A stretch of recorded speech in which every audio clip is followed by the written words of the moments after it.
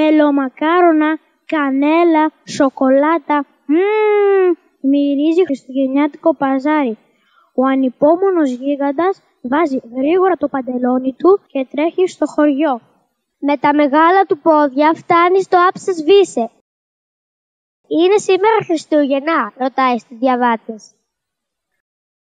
«Όχι βέβαια», του απαντάει ένα αγοράκι και αναρωτιέται πού ήταν χωμένος τέλος πάντων αυτός ο γίγαντας και ρωτάει τέτοια πράγματα. «Θέλουμε ακόμη 24 μέρες για τα Χριστούγεννα. 24 χαρτάκια έχουμε ακόμα να τραβήξουμε στο ημερολόγιο». «Α, ναι», απαντάει ο γίγαντας. «Αλλά εγώ δεν μπορούσα να περιμένω και τα τράβηξα όλα μαζί. Γιατί λοιπόν δεν έρχονται τα Χριστούγεννα?» «Δεν έρχονται γιατί αυτό που έκανες δεν μετράει. Δεν ήταν σωστό», του αποκρίνεται το αγόρι. «Πω, τι θα κάνω?» αναστενάζει ο ανυπόμονος γίγαντας. «Δεν αντέχω να περιμένω. Έχω στολίσει πια όλα τα δέντρα στο βάσος. Έχω γράψει το γράμμα μου στον Άγιο Βασίλη. Δεν έμεινε τίποτα άλλο να κάνω. Θέλω να έρθουν τα Χριστούγεννα», πεισμώνει ο γίγαντας και χτυπάει τα πόδια του στο χώμα. «Σταμάτα να χτυπιέσαι έτσι», τον μαλώνει το παιδί. «Τρέμει γη κάτω από τα πόδια μου. Και έπειτα δεν μπορώ να μείνω άλλο. Πρέπει να φύγω. Με περιμένουν στο σπίτι. Γεια σου».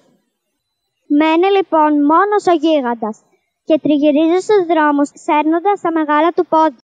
Σιγά σιγά βραδιάζει, οι άνθρωποι γυρίζουν στα σπίτια τους να ετοιμάσουν το φαγητό τους, να δουν τηλεόραση. Ο γίγαντας σκύβει και κοιτάζει μέσα από τα παράθυρα. Έτσι αντέχουν και περιμένουν», λέει με το νου το γίγαντας. Παρακολουθούν τα χριστουγεννιάτικα προγράμματα στην τηλεόραση. Αλλά αυτές οι οθόνες είναι πολύ μικρές για μένα. Δεν είναι δίκαιο, πρέπει να βρεθεί λύση. Και τη νύχτα ο γίγαντας κλέβει όλες τις τηλεοράσεις και τις βάζει τη μία δίπλα στην άλλη και φτιάχνει μια μεγάλη, πολύ μεγάλη τηλεόραση. Μια τηλεόραση γιγάντια. Την άλλη μέρα το πρωί όλο το χωριό μαζεύεται έξω από την πόρτα του και του χτυπάει το κουδούνι. «Κλέφτη», φωνάζουν, «δώσε μας πίσω τις τηλεοράσεις μας. Το ξέρουμε ότι εσύ τις πήρες». «Όχι, όχι και όχι», απαντάει ο γίγαντας ανοίγοντας την πόρτα του. «Δεν σας τις δίνω πίσω.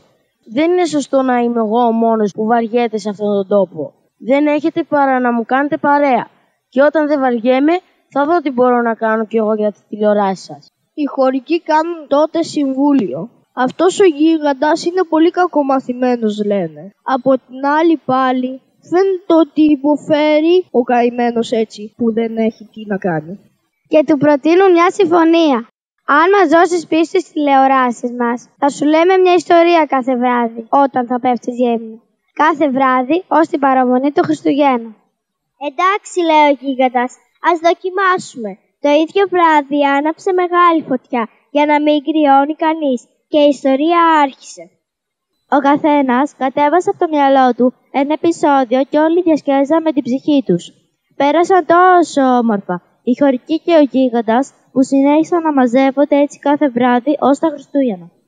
Οι ιστορίες τους ήταν τόσο όμορφες που όλοι μαζί γελούσαν, έγλεγαν και ονειρευόταν παρέα. Και ευχαριστιόταν τόσο πολύ που κανένας δεν ζητούσε πίσω την τηλεόρασή του.